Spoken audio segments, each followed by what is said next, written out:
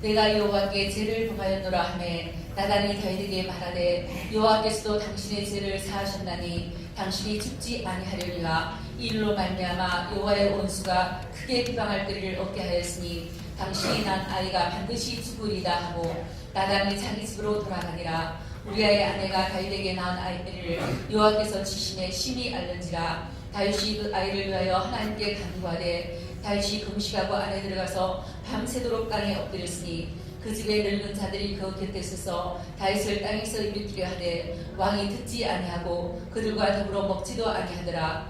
이래 만에 그 아이가 죽으니라.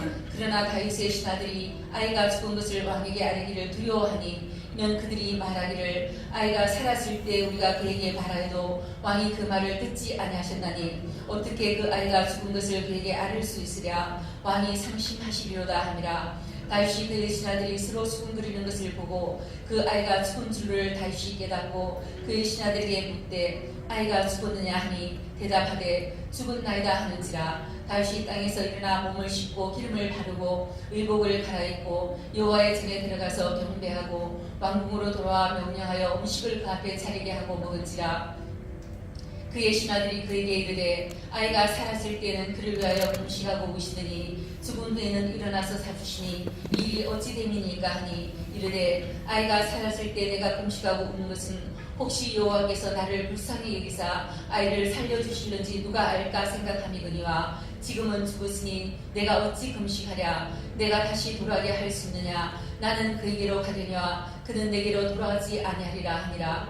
다윗이 그의 아내 바세바를 위로하고 그에게 들어가 그와 동침하였더니 그가 아들을 낳음에 그의 이름을 솔로몬이라 하니라. 여호와께서 그를 사랑하사 선지자 나단을 보내 그의 이름을 여디디아라 하시니 이는 여호와께서 사랑하셨기 때문이더라. 요압이 암몬 자손의 랍바를 쳐서 그 왕성을 점령하매 요압이 전령을 다윗에게 보내 이르되 내가 랍바 곧 물들의 성읍을 쳐서 점령하였으니 이제 왕은 그 백성의 남은 문사를 모아 그 성에 맞서 진치고 이 성읍을 쳐서 점령하소서. 내가 이 성읍을 점령하면 이 성읍이 내 이름으로 일컬음을 받을까 두려워하나이다 하니 다윗이 모든 군사를 모아 랍바로 가서 그곳을 쳐서 점령하고 그 왕의 머리에서 보석 박힌 왕관을 가져오니 그 중량이 금 한 달란트라. 다윗이 자기의 머리에 씁니다. 또 그 성읍에서 누락한 물건을 무수히 내오고 그 안에 있는 백성들을 끌어내어 톱질과 쓰레질과 철도끼질과 벽돌구이를 그들에게 하게 하니라. 암몬 자손의 모든 성읍을 이같이 하고 다윗과 모든 백성이 예루살렘으로 돌아가니라. 아멘. 말씀은 내가 구원받는 계획라는 제목으로 하나님 말씀 전할 때 이런 평생에 큰 축복의 말씀이 될 줄로 믿습니다. 오늘 본문 말씀을 이제 배경을 요약하면 다윗이 바세바라는 여인과 간음을 했어요. 그런데 그 범죄를 나단 선지자가 와서 낱낱이 다 지적하고 감사하게 다윗이 하나님 앞에 회개를 했어요. 그런데 하나님께서 회개했지만 죄악의 씨앗인 이 바세바 여사의 아들을 하나님이 그렇게 죽이시는 것입니다. 그리고 다윗을 회개한 이후에 다시 새로운 삶을 시작하는데 하나님이 그 회개를 보고 암몬 전쟁에서 승리하게 해주는 오늘 그런 내용이 이렇게 담겨 있습니다. 오늘 12절 보면 다윗이 나단에게 이르되 내가 여호와께 범죄하였노라. 다윗이 오늘 회개하는 다윗의 미래한 것은 자기 죄가 드러났을 때 즉시 그렇게 회개하는 것입니다. 이 앞절에 12절까지 7절부터 보면 다윗이 지은 죄에 대해서 나단이 와서 낱낱이 다 지적하는 것입니다. 지적만 아니고 당신이 이 죄를 남의 아들을 빼앗았다. 그것도 당신의 충성스러운 부하의 아들을 빼앗고 그 부하를 죽였다.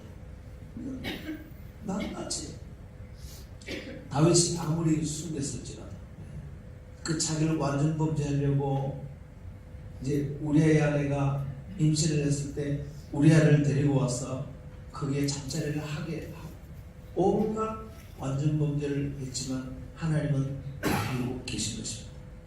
그리고 우리아를 또 전쟁터에 내보내서 그 사랑하는 남편을 죽여버렸어요. 이 죄는 다 너무나 정말로 하나님 보시기에 아주 악한 죄였습니다. 그런데 나단 선지자가 와서 그것을 낱낱이 말했을 뿐만 아니라 그 죄에 대해서 하나님이 반드시 당신과 당신 가정의 보험, 심판할 것이라는 사실을 알려줬습니다. 다윗의 위대한 점은 자신의 죄를 지적받자 즉시 완전히 철저하게 겸손하게 자기보다 낮은 사람 나단 선지자 앞에 엎드려서 회개한 것입니다. 그리고 다윗은 왜 이렇게 철저하게 회개했을까요? 두 가지 때문입니다. 첫째는 나의 생사화복을 갖고 계십니다. 주권자 하나님이 내 죄에 대해서 다 아신다. 내가 죽고 사는 모든 문제, 나를 높이고 낮추는 모든 문제, 그 권세를 가지고 계신 하나님이 알고 계시고, 두 번째는 이 죄에 대해서 하나님이 반드시 보호하신다. 이 두 가지 사실은 내가 피할 수 없는, 회개 말고는 답이 없는, 우리 죄라는 게 그렇게 무섭습니다. 우리가 지은 작은 죄, 큰 죄는 하나님이 다 아시고 우리의 마음 중심까지 아시고, 지은 죄는 작은 죄든지 큰 죄든지 반드시 심판합니다. 만약에 사람이요 죄를 짓고도 하나님이 모르신다, 속는 거죠. 이렇게 생각하는지 에이 죄 지으면 뭐 그냥 넘어가는 거지, 그 지은 죄에 대해서 심판이 있을까봐, 그렇지 않습니다.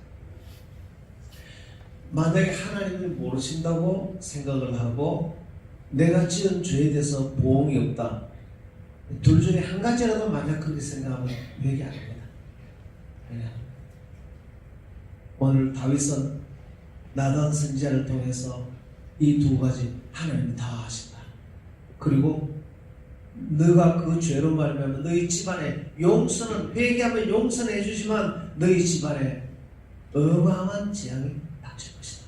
지금이라도 회개하면 용서받고 너는 살아날 수 있다. 너는 죽지 않을 것이다. 와, 정말 무서워. 나단 선지자가 한 이 말을 다윗이 듣고 즉시 그는 엎드려서 하나님 앞에 회개한 것입니다. 오늘 사랑하는 성도 여러분, 하나님 앞에 우리의 죄에 대해서 이 마음이 있게 되기를 축원합니다. 저는 어느 날 제 인생의 분수령적인 회개가 시작된 날이 있습니다. 저는 그날이 주일 아침이었는데 새벽 한 3시나 4쯤 됐는데 설교를 준비하는 중에 하나님이 저를 찾아오셨어요. 그래서 제 속에 담은 어떤 죄에 대해서 하나님 다 보여주셨어요. 그리고 하나님이 하시는 말씀이, 너희 이 죄로 말미암아 너희 가정이 얼마나 무너졌으며, 너희 죄로 말미암아 네 아내가 얼마나 고통을 받고, 네가 회개한 만큼만 네 자녀들이 복을 받는데 네가 이 죄로 말미암아 네 자녀들이 삶이 무너지고, 너의 이 죄로 말미암아 너희 교회가 무너지고 너희 성도들의 삶이 무너지고 성도들이 복을 받지 못하고, 목사가 회개한 만큼 성도들이 복을 받는 줄 믿으시기 바랍니다. 목사가 거룩한 만큼 성도들이 거룩해지고, 목사가 회개한 그곳에 간 만큼만 성도들이 갈 수 있습니다.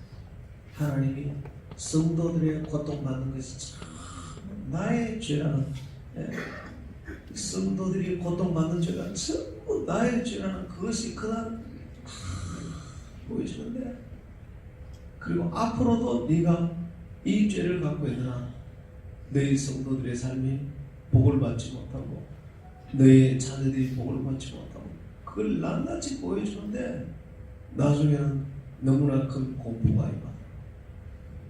너무 두려웠어. 그날 태어나서 나는 내 죄 때문에 울어보는 건 처음이었어. 하나님 살려달라고, 이 죄를 주님 용서해달라고.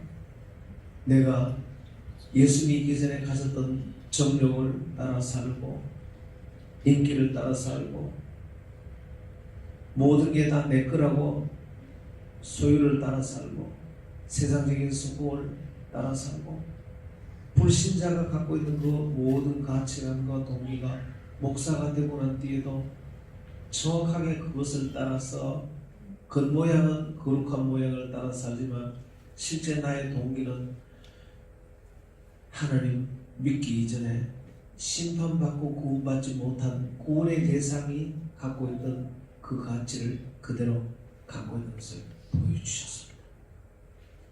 저는 그날 분수령적인 회개, 그러니까 그 이전과 그 이후가 완전히 달라지는 회개,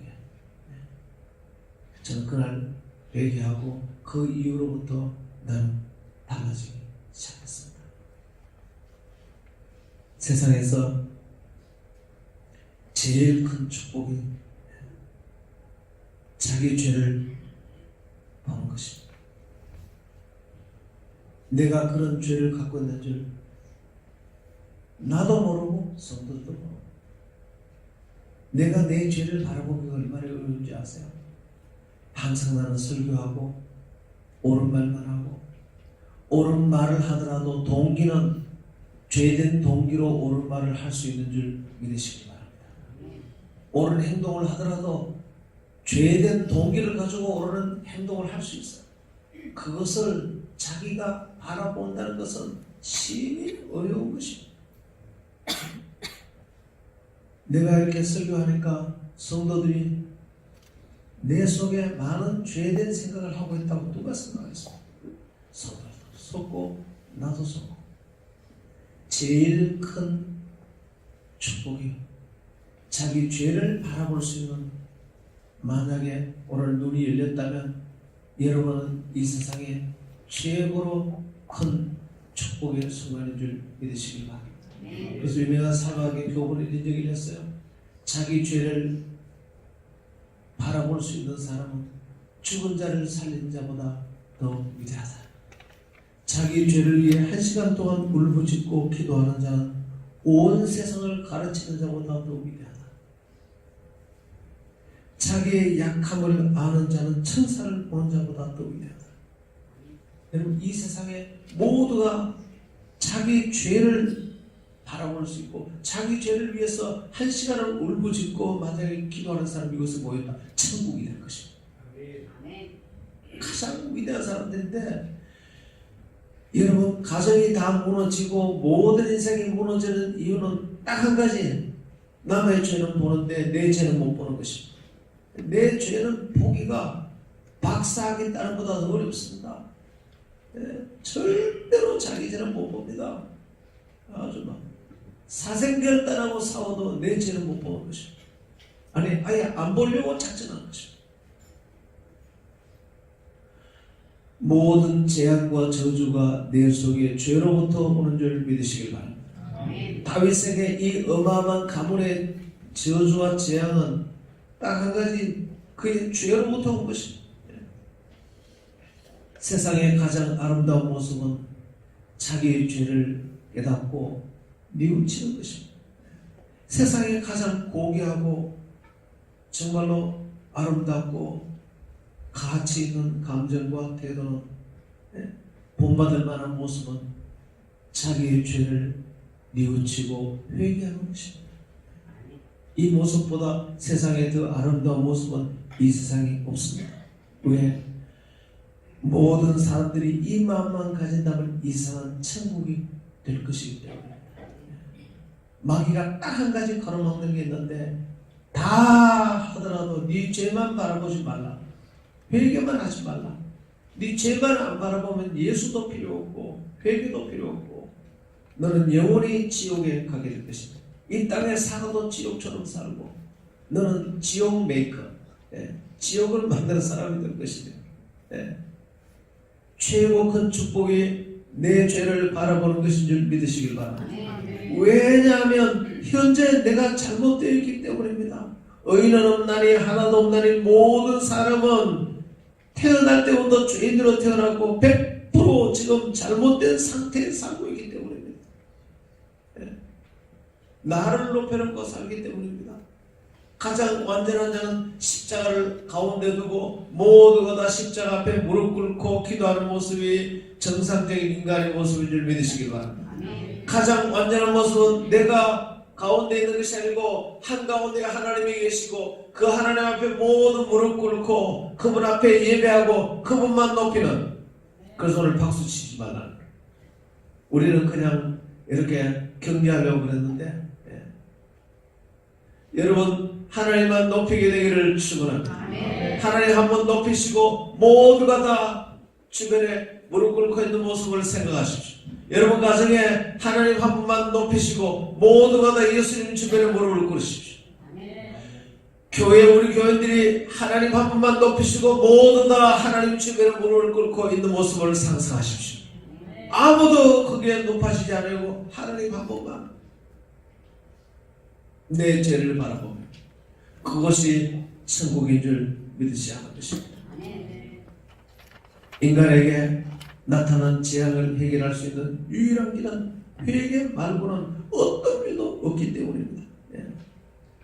고든 맥도날드라는 분이 내면 세계의 질서와 영적 성장이라는 책을 썼습니다. 그 다음에 마음과 마음이 이어질 때라는 책을 쓰며 나는 내면 세계가 이제 정돈이 되었고 아내와 내가 마음과 마음이 이어지고 이제 우리 부부는 이 세상에 제일 행복한 우리 부부는 앞으로 어떤 어려움도 없을 것이다. 그렇게 다니면서 강연을 하고 다녔습니다. 그런데 얼마 지나지 않아서 고든 맥도날드 이 목사님이 이분은 여자 문제로 들통이 나서 온 세계에 정말 신기하지 않습니까? 내면 세계의 질서를 책을 쓰고 마음과 마음이 이어질 때 우리 부부는 정말로 행복하다.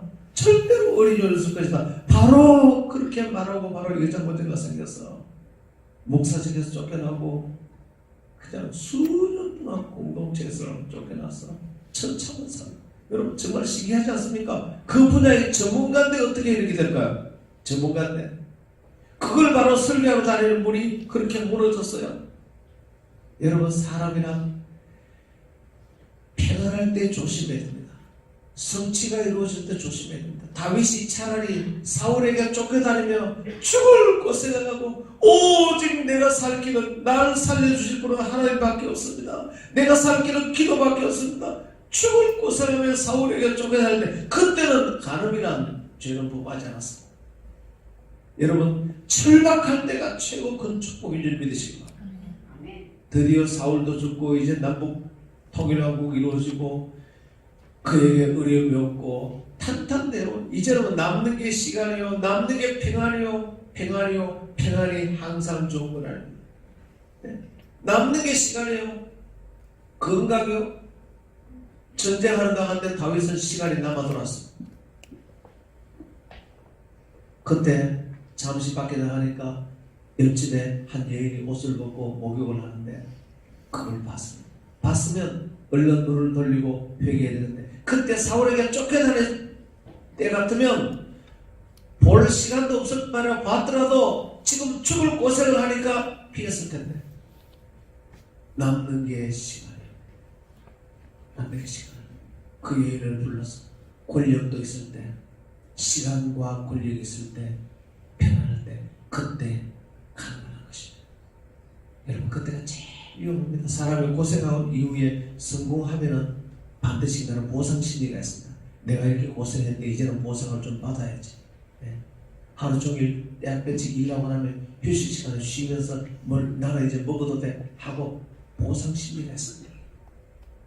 여러분 보상은 하나님께 맡기를 축원합니다. 세상에 제일 위험할 때가 언제인지 아세요? 고생할 때는 죄를 안 짓는데 성공했을 때 나는 저와 여러분이 평생 갈급하게 사시다가 천국 가게 되기를 축원합니다. 갈급하게. 이 시간에 남는 게 시간이요 그게 축복인 줄 아세요? 아니요. 여러분 자신을 주를 위해 정말로 갈급하게 사십시오. 주님 교회 와서 사명을 따라 갈급하게 사시고 교회 일을 갈급하게 하시고 그런데 이번에 그렇게 범죄한 이후에 다시 돌아와서 무너진 질서를 재건하라. 그 책을 다시 써냈어. 아무리 좋은 환경이라 할지라도 좋은 환경 그 자체가 축복이 아니에요. 내가 매일매일 갈급하게, 그리고 환경이 차고 넘치는 환경이 다 좋은 게 아니에요. 돈도 좀 모자라고, 자식들이 취직이 안 돼서 어려움을 겪고, 사업도 좀 안 되고, 하는 데는 안 되고, 정말 뭐 갈급하게 기도할 것밖에 없다. 내가 살기 위해서는 기도할 것밖에 없다. 그때가 최고 신앙이 좋을 때. 다윗이 그럴 때 온갖 시편들을 다 썼어요. 환경이 좋다고 절대로 축복이 아닌 것입니다. 좋은 환경 줬더니 다윗이 간호하고 그날 이후로 그 집안에 재앙이 들어오는데 집안이 풍지박산이 난 것입니다. 지금 환경이 어렵고 내가 살 길은 기도밖에 없습니다. 최고 좋은 환경인 것입니다. 최고 좋은. 그것이 실패한 이후에 고든 맥도날드가 깨달아.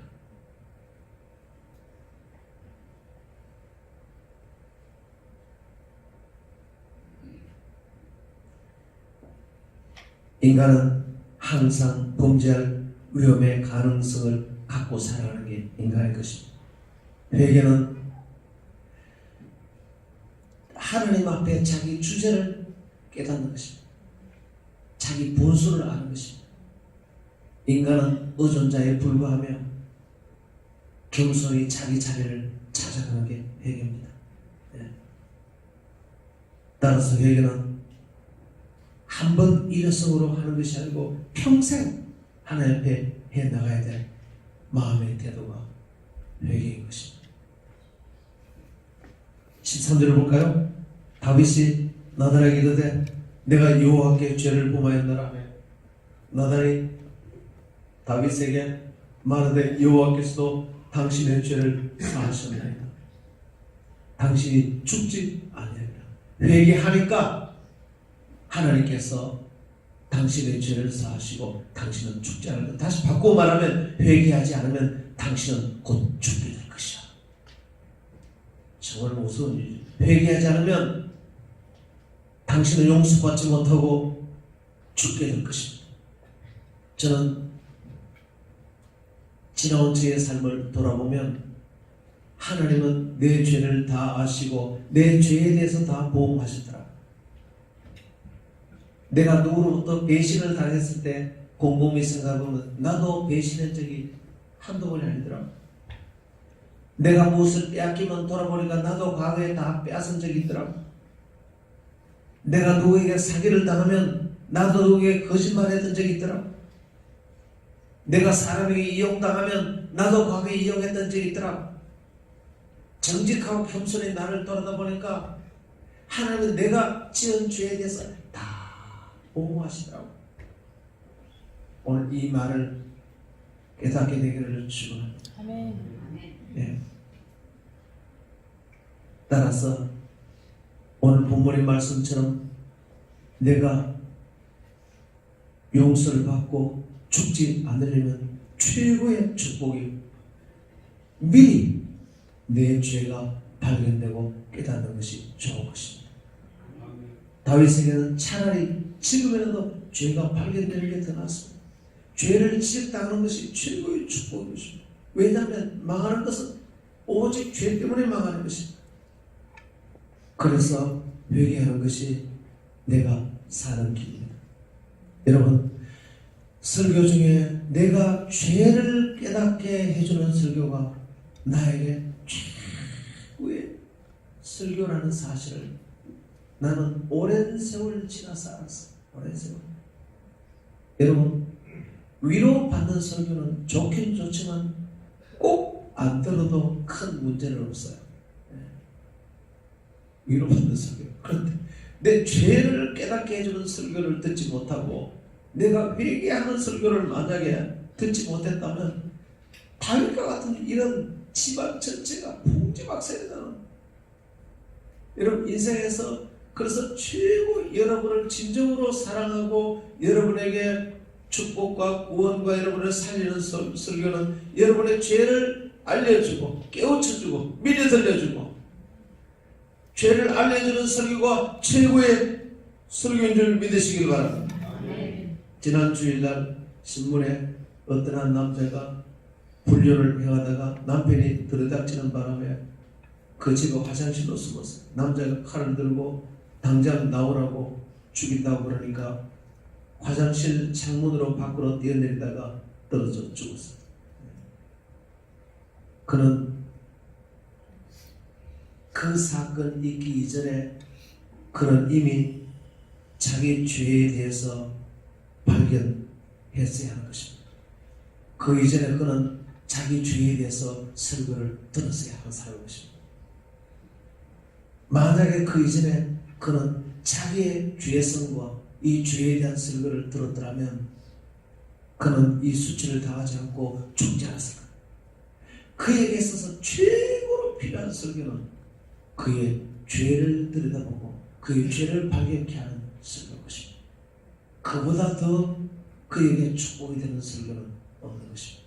그에게 최고 축복이 되는 사람은 그의 죄를 말해주는 사람인 것입니다. 그의 죄에 대해서 설교해주는 사람인 것입니다. 그 인생에서 그 사람을 만나는 것보다 더 큰 축복이 없어요. 만약 이 사실을 안다면 여러분은 나의 죄를 발견케 해주는 메시지를 전해주는 사람을 여러분 생명처럼 붙들고 주님 나 평생 이 말씀을 듣고 저는 살겠습니다. 정말로 여러분의 영혼을 사랑한다면 그 마음이 생기게 될 것입니다. 여러분 사람에게 죄를 지었는데 왜 하나님께 범죄했다고 말할까요? 13절에 보니까 내가 여호와께 범죄했노라. 아니 사람에게 죄를 지었는데 왜 하나님께 죄를 범했다고 그러느냐? 여러분 하나님이 인간을 창조하시고 난 뒤에 창세기 3장 2장 17절에 하나님이 우리와 최초 언약을 맺은 것입니다. 에덴 동산에 너희 필요한 모든 것을 너에게 다 공급해 줄 것이니까 너와 나 사이에 언약을 하나님이 맺은 것입니다. 다시 말하면 나는 너를 보호해주고 나는 너를 공급해주고 에덴 동산이 모든 것들 네가 필요한 것들을 6일 동안 내가 다 준비했다. 먹고 입고 살 거 다 영생하도록 준비했다. 네가 할 일은 하나님께서 말씀하시기를 나를 신뢰하고 나를 경배하고 나를 예배하고 나를 닮고 나에게 순종하라. 내가 베푸는 은혜를 즐겁게 누리고 살지어다. 송축해 내 영혼. 우리가 그렇게만 살면 하나님과 우리 사이에 맺은 언약인 줄 믿으시기 바랍니다. 하나님과 우리 사이에 맺은 경계와 질서가 큰 것입니다.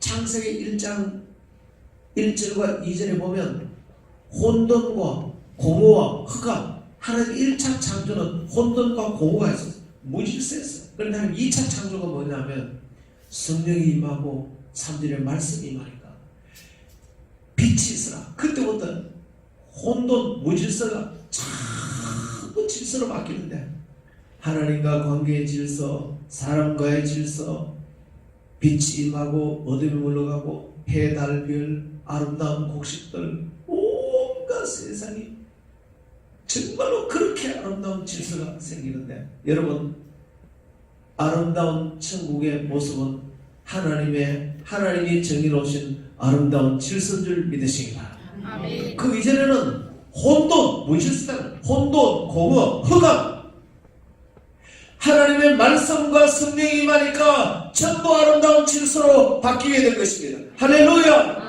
그 질서 가운데 하나가 창세기 2장 17절에 이 선악과를 절대로 먹지 말라 반드시 죽을 것이니라. 선악과는 하나님의 주권을 말하는 것입니다. 선악과를 볼 때마다 이 모든 것의 주인은 하나님이시다. 여러분의 삶의 이미지가 하느님 한 분을 가장 높이시고 그 가운데 무릎 꿇고 있는 모습이 우리의 살아가는 정상적인 모습이 일면되시기 바랍니다. 내가 높은 자리에 설교 때문에 높은 자리에 있지 이 교회 가운데가 하나님 한 분만 높아져야 되는 일이 있습니다. 목사가 성도랑 똑같은 것입니다. 하나님의 모두가 무릎 꿇고 주님 한 분만 높여야 됩니다. 여러분 가정의 정상적인 가정에 하나님 한 분만 높임을 받고 아버지, 엄마, 아들, 딸 전부 다 하나님 주변에 무릎 꿇고 내가 이 그림을 그려놨는데 여러분 안 보이시죠? 저기 있으면 비춰주면 좋은데 좀 전에 예배 드리는데 하나님께서 너무 감동을 주셔가지고 십자가를 한가운데 높이고 모두가 십자가 주변에 무릎 꿇고 있는 하나님과 우리 사이에 하나님이 세운 경계와 질서 다윗이 이걸 어겨봐요. 부부간에 하나님이 세우신 경계와 질서 한번 따라하세요. 남편은 아내를 사랑하고 괴롭히지 말고 남자는 아내를 괴롭히는 게 전공이에요. 네. 괴롭히지 말고 한번 따라하세요. 아내는 남편에게 복종하고 네. 오늘 얼마나 사람들이 성경을 따라 살지 않고 인본주의적으로 사는데 지금 시대가 어느 시대인데 남편에게 복종해. 요즘 이런 시대입니다. 시대가 어느 시대인데 우리 영국 황태자비 다이애나비가 목사님이 결혼할 때 주례를 썼는데 남편은 아내를 사랑하고 아내는 남편을 복종. 목사님 그건 빼주세요. 시대가 어느 시대인데 남편에게 복종합니까? 결국은 얼마 후에 중동의 대부호와 불륜관계로 남편을 복종하지 않으니까 가다가 사고가 나서 그 자리에 즉사한 것입니다. 정말로 무서운 것입니다. 하나님이 세운 경계와 질서를 따라 살게 되기를 축원합니다. 예. 직장에서는 사장님은 사원들을 내 가족처럼 사원은 사장님을 한번 따라서 죽게 하더라. 골로새서의 자기의 상제를 주님 섬기듯이 하라. 셀 리더는 세원들 내 가족처럼 셀 제자는 자기 리더를 존경하고 순종하고 부모는 자식을 상처받지 않도록 인격적으로 대하고 혹시 어머님 아버지가 계세요? 자식을 인격적으로 대하세요. 자식에 상처 주도록 하지 마세요. 자녀들에게 고함을 지르지 마세요.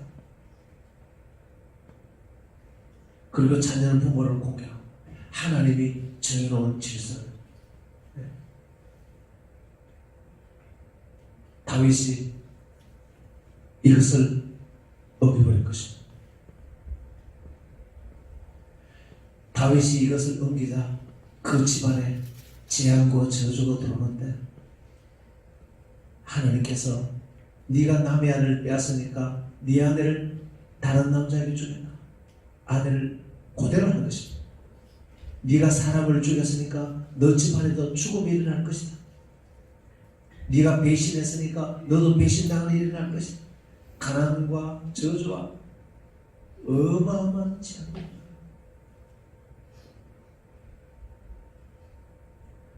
우리가 사람에게 죄를 범하는 것 같아도 하나님이 정해놓은 경계와 질서를 어기는 것이기 때문에 하나님께 죄를 범하는 것입니다.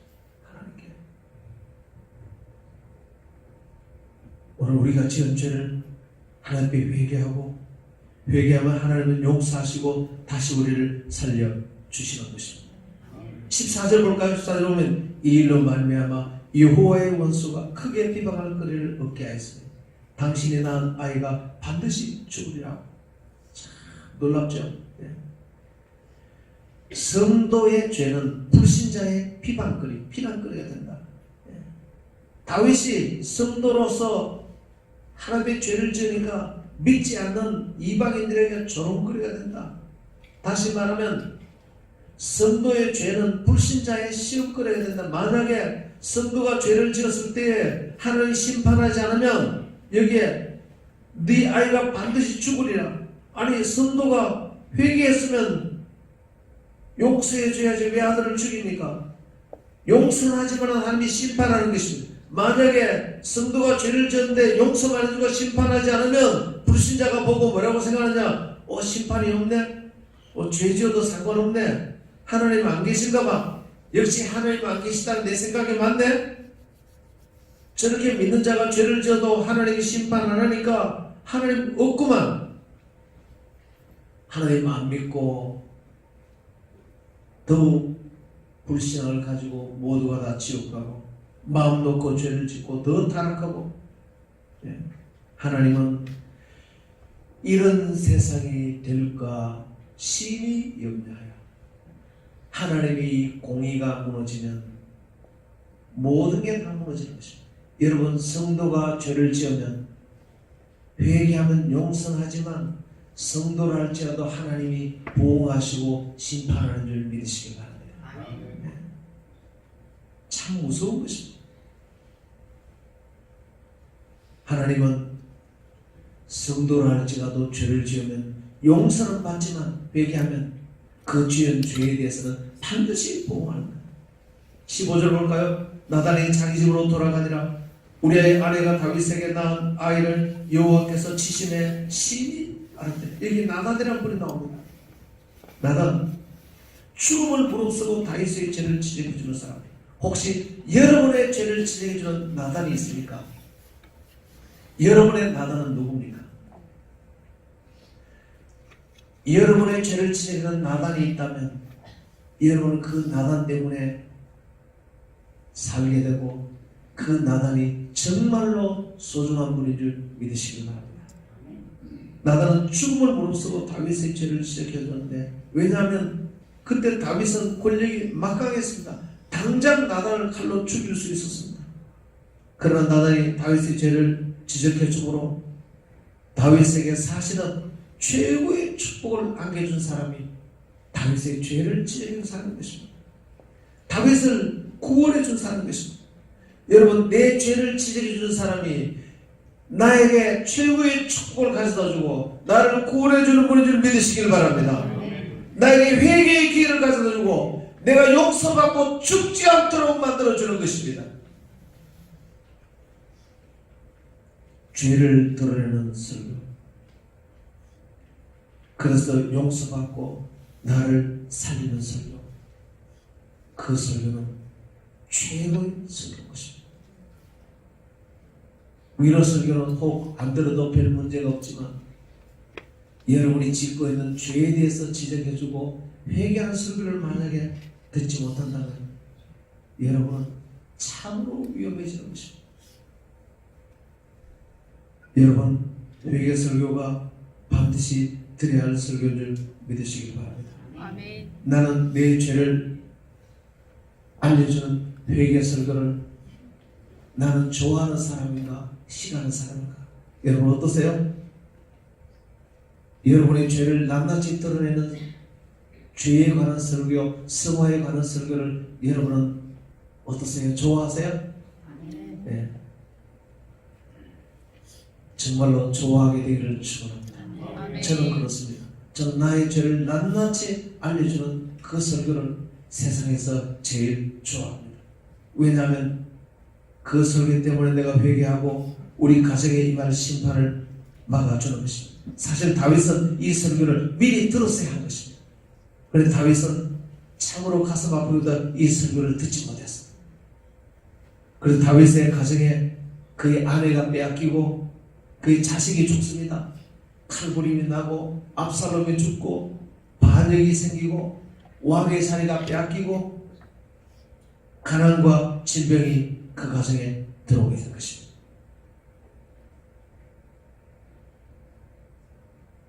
여러분의 죄를 보게 해주는 자가 진짜 여러분을 사랑하는 자고 여러분의 인생의 가장 위대한 자인 것입니다. 여러분을 정말로 위하는 자고 여러분을 구원하는 자인 것입니다. 오늘 본문에 보면 이 자녀는, 아이는 죽게 된다 그렇게 말해요. 이건 뭘 의미하냐면 부모의 죄로 말미암아 그 아들이 심판을 받습니다. 이것은 자녀가 잘못되는 것은 부모의 죄의 결과라는 것입니다. 이 자녀를 보면서 부모는 울고 회개해야 되는 것입니다. 지금까지 부모님은 자신의 가족들을 돌아보면서 내 가족의 모습, 내 자녀의 모습은 지금까지 살아온 부모의 삶의 결론인 것입니다. 부모의 삶의 결론인 것입니다. 자녀를 원망할 필요가 없는 것입니다. 성경은 문제 부모가 있지 문제 자녀가 있다고 말하지 않습니다. 오늘 다윗의 문제로 말미암아 이 죄 없는 자녀가 심판을 받아 죽게 되는 것입니다. 우리 이곳에 계신 여러분들이 저와 여러분 모두 합쳐서 주님, 나는 나의 자녀를 보면서 내 죄를 들여다보고 우려할 죄가 어떤 것입니까? 오늘 부모로서 자녀를 바라보며 이 부모의 죄로 인하여 자녀에게 임한 심판을 기억하고 부모가 눈물로 회개하게 되기를 축원합니다. 자녀를 위해서라도 주의 열매를 덜 맺기 위해서라도 회개하고 거룩한 삶을 살아야 되는 것입니다. 16절부터 18절까지 볼까요? 그 아이를 위하여 하나님께 간구하고 다윗이 금식하며 밤새도록 땅에 엎드렸으나 18절에 이래 만에 그 아이가 죽으니라. 다윗이 금식하고 철야 기도해도 하나님은 응답 없습니다. 아들을 살려달라고.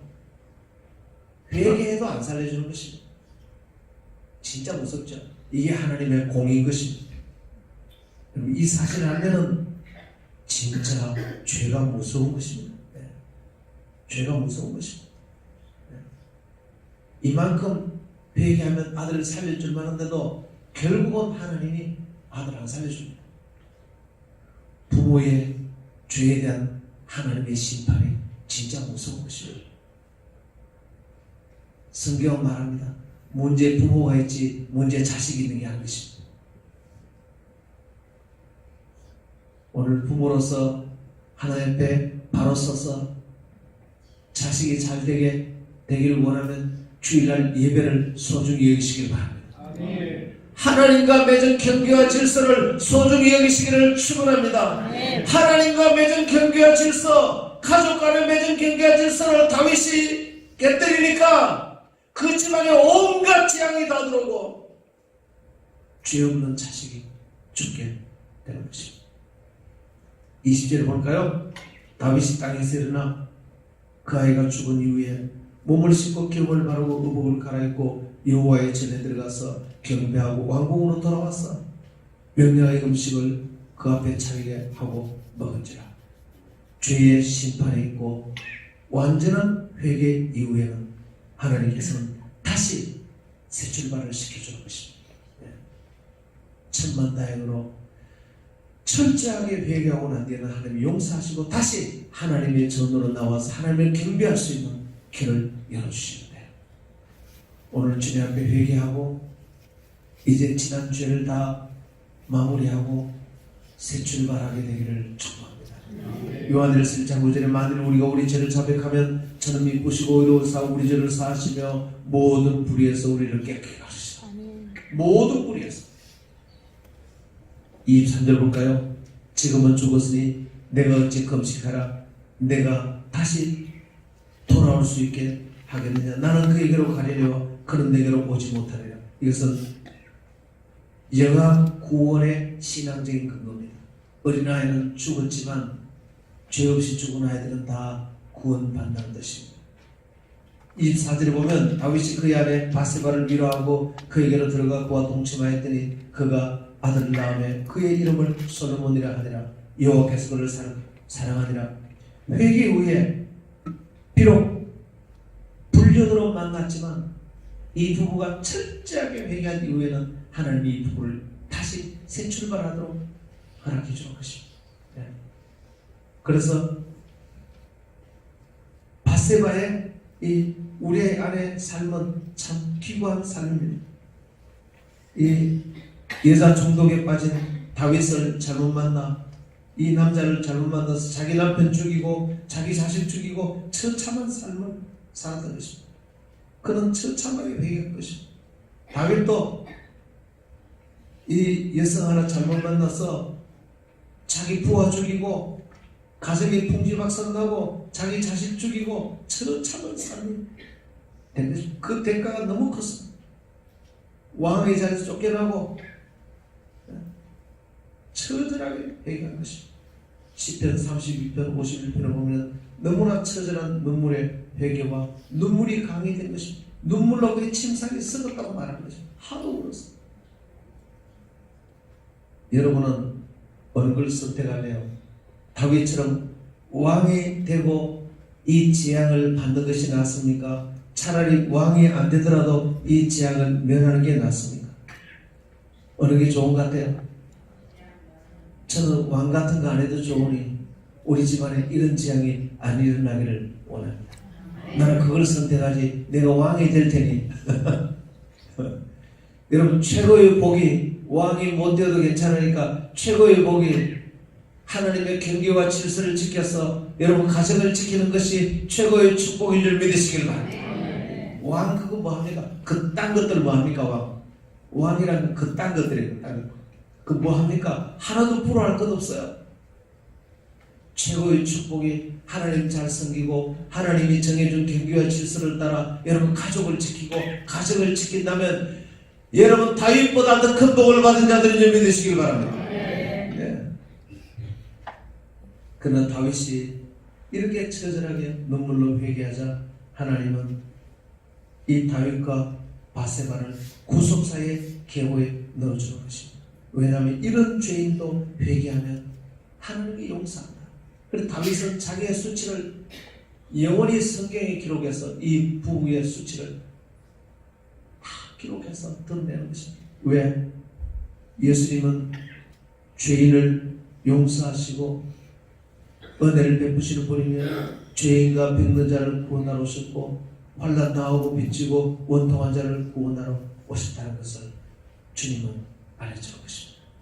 나는 우리 교회가 죄인을 구원하고 병든 자를 치유하고 환난 당하고 빚지고 원통한 많은 영혼들을 치유하고 회복하는 교회가 될 줄 믿습니다.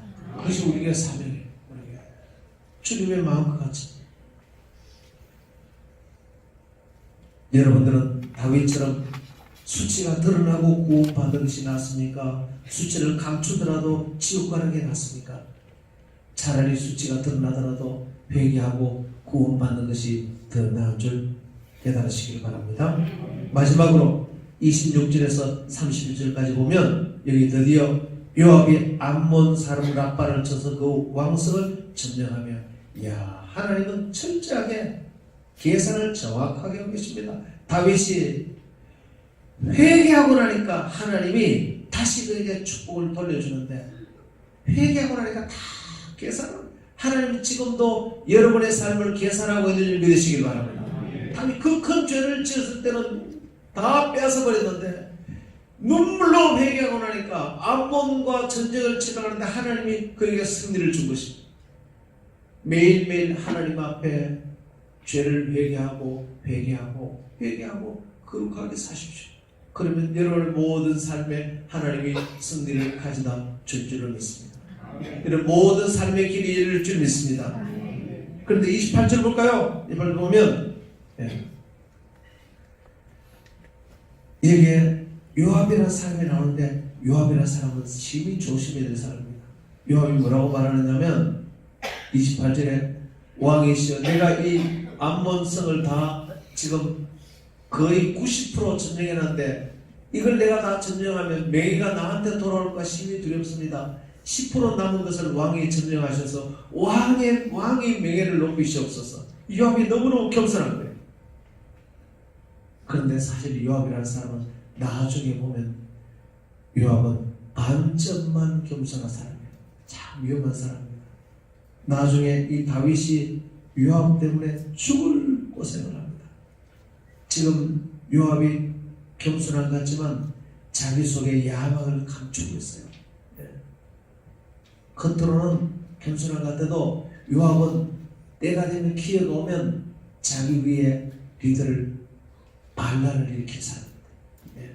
그래서 나중에 기회가 왔을 때 아도니아 편에 서서 그 반란을 일으켰어요.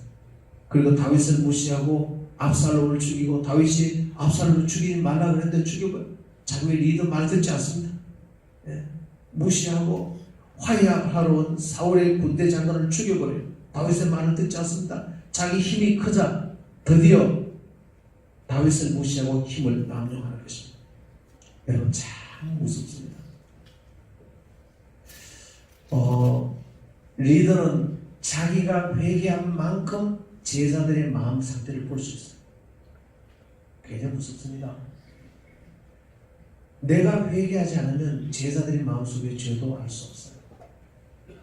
지도자는 자기가 가본 데까지만 볼 수 있어요. 내가 철저하게 회개했다면 내 제자들 마음속의 죄도 볼 수 있어요. 다윗은 그것을 보지 못했어요.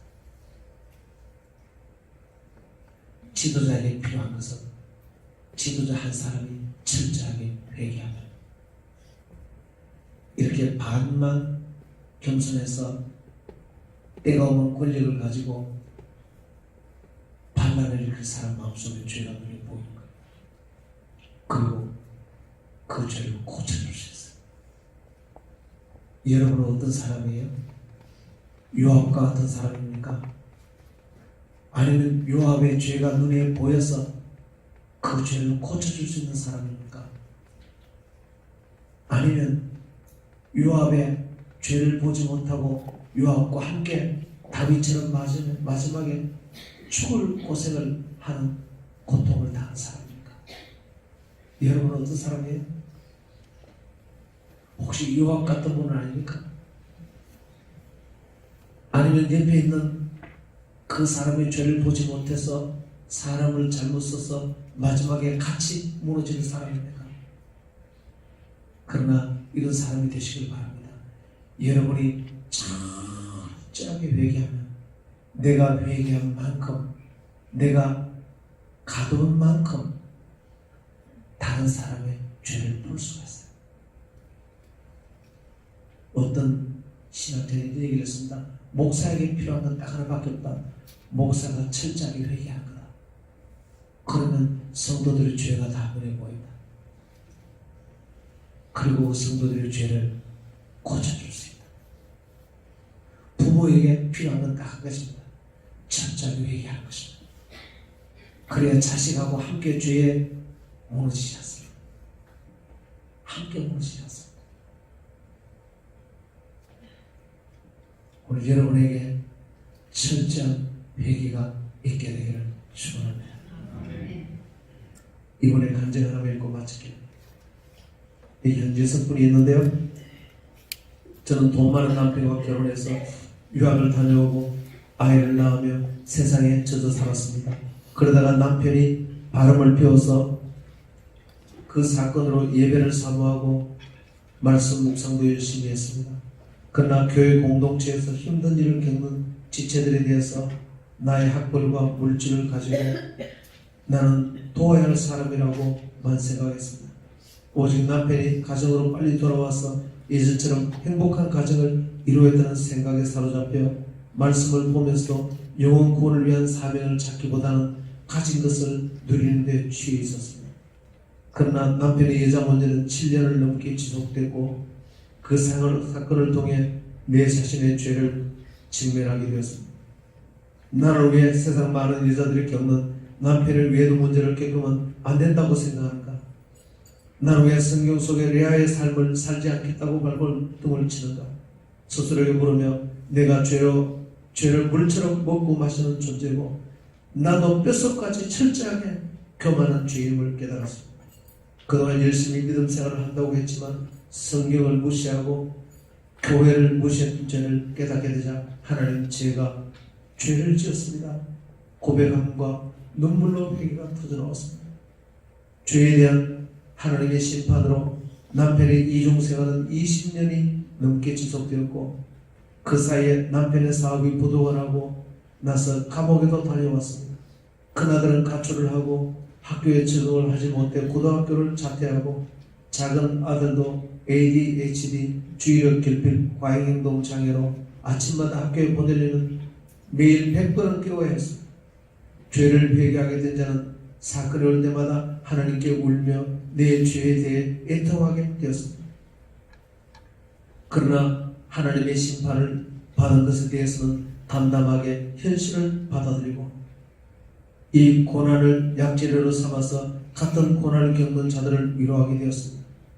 주변에는 제 얼굴이 고난을 겪는 사람 얼굴과 같지 않게 밝다고들 하는데, 하나님이 주신 심판에 순종하기 때문인 것 같습니다. 가정이나 공동체에서 나를 책망하는 사건이 올 때마다 내 죄를 생각하고 내가 여호와께 범죄하였나이다라고 고백하겠습니다. 내가 받은 징벌의 사건들이 하나님의 응답임을 신뢰하며 지체들에게 사랑으로 나누겠습니다. 하나님을 믿는다고 하면서도 제가 어떤 죄인인지 몰라 징벌을 받는 것을 두려워만 했습니다. 고난의 사건을 허락하셔서 저 자신을 직면하는 회개를 하게 해주시고 죄에 대한 징벌을 주신 하나님을 신뢰하게 하시며 감사드립니다. 정죄감에 시달리는 가족과 지체들을 위로하는 사람이 되게 해 주시옵소서. 할렐루야. 자들 앞으로 나와서 찬양합시다. 하나님,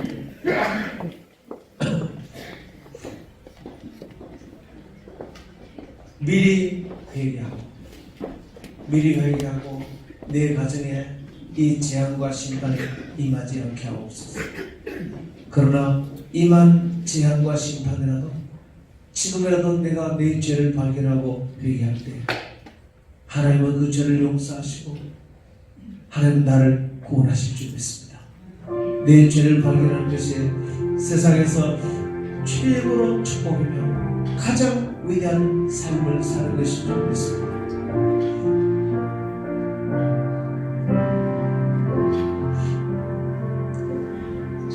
전부여 의지하소서. 손 들옵니다. 주 나를 외면하시면 나 어디 가리까. 내 죄를 씻기 위하여 피 흘려 주시니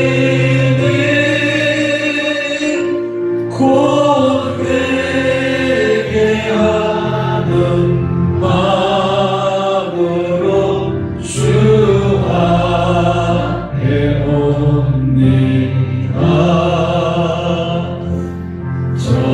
전부터 계신 주께서 영주를 죄인을 보혈로 구해 주시니 그 사랑하노네.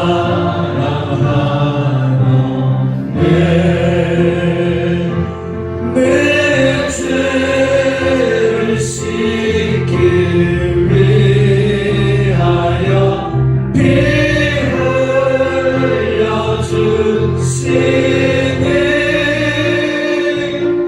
곧 회개하는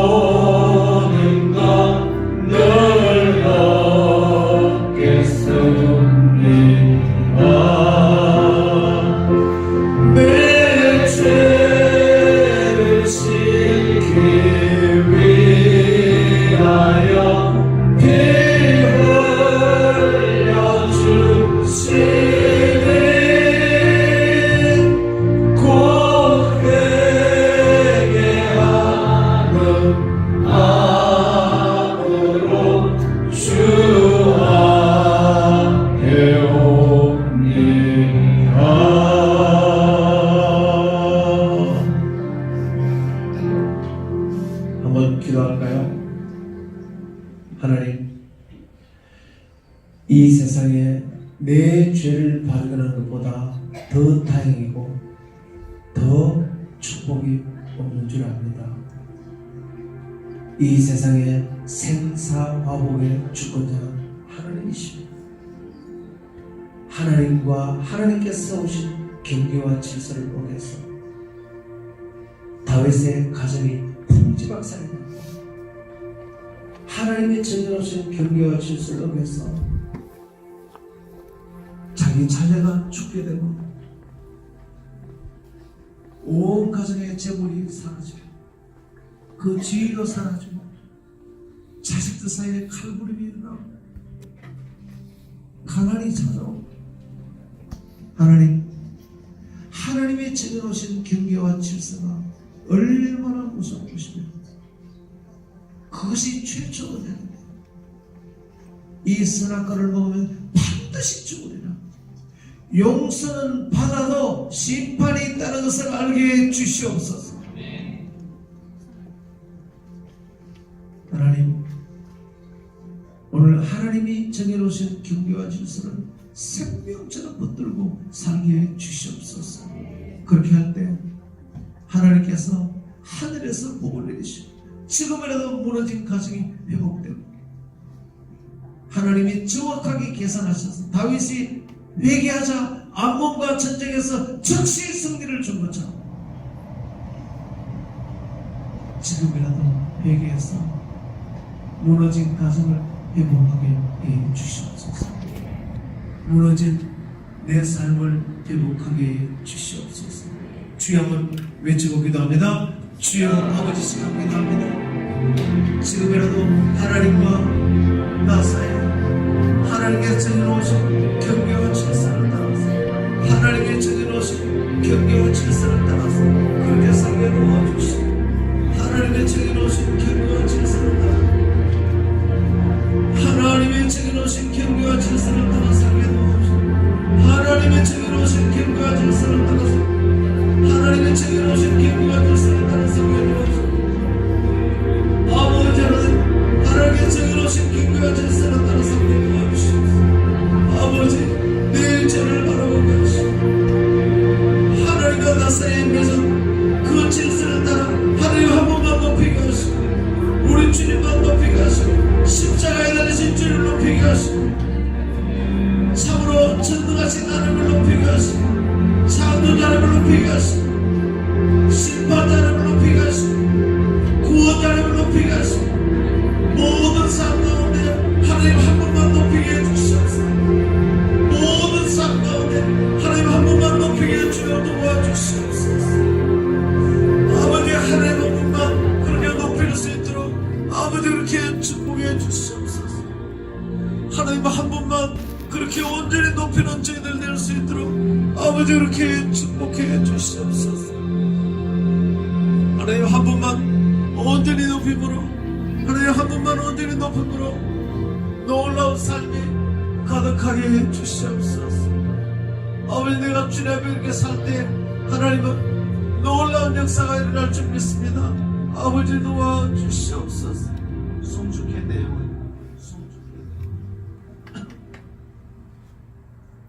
한 번 더 찬송할까요? 이제 찬송하기는 우리가 하나님 앞에 회개하고 하나님이 정해놓으신 송축회 내용은 하나님 앞에 경계와 질서를 따라 살아갈 때에 하나님은 우리 가정에 하늘의 복을 임하게 될 줄 믿습니다. 온 가족이 예수님 한 번만 높이고 하나님 한 번만 높이고 하나님 주변에 모든 무릎 꿇고 있는 모습을 상상하십시오. 이 교회 전체가 한가운데 하나님만 높이고 온 교인이 주님 주변에 무릎 꿇고 주님을 송축하는 모습을 생각하십시오. 하나님께서 상상할 수 없는 복을 주님께서 베푸실 줄 믿습니다.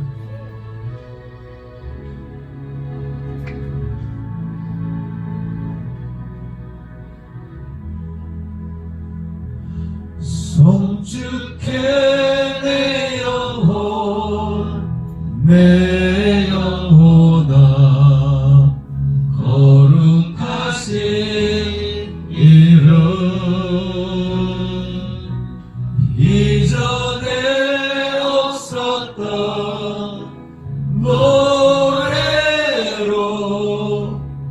주님을 경배해. 해가 뜨고 새 아침 밝았네. 이제 다시 주님 찬양. 무슨 일이나 어떤 일이 내게 놓여도 저녁이 올 땐 나는 노래해. 송축해 내 영혼, 내 영혼아.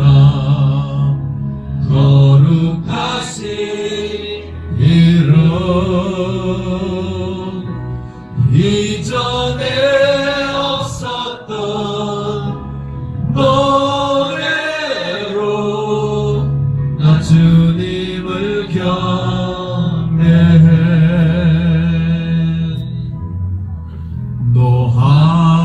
노하기를 더디하시는 주의 크신 사랑 넘치네. 주의 선하심 내가 노래하리. 수많은 이유로 나 노래해. 송축해 내 영혼, 내 영혼아. 거룩하신 이름.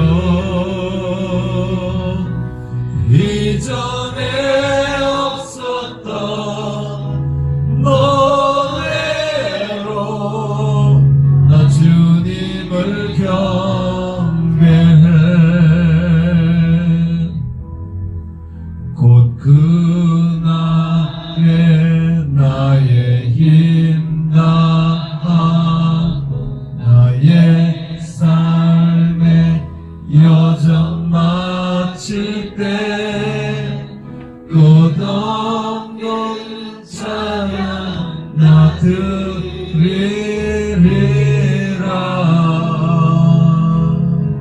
수많은 세월 지난 영원히 송축해 내 영혼, 내 영혼아. 거룩하신 이름.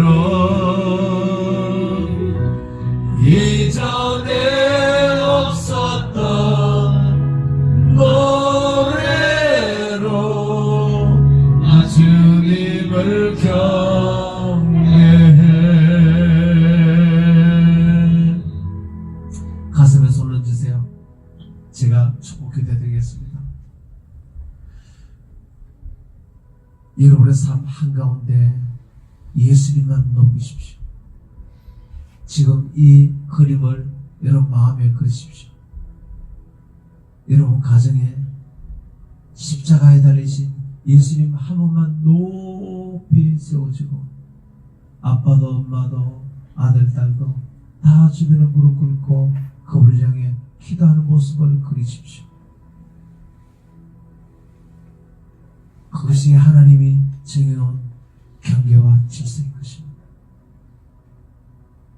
부부간에 그리고 교회에서도 마찬가지입니다. 이 믿음의 교회가 하나님 한 번만 십자가에 달리신 피 흘리는 예수님 한 번만 높이 높여줘. 모든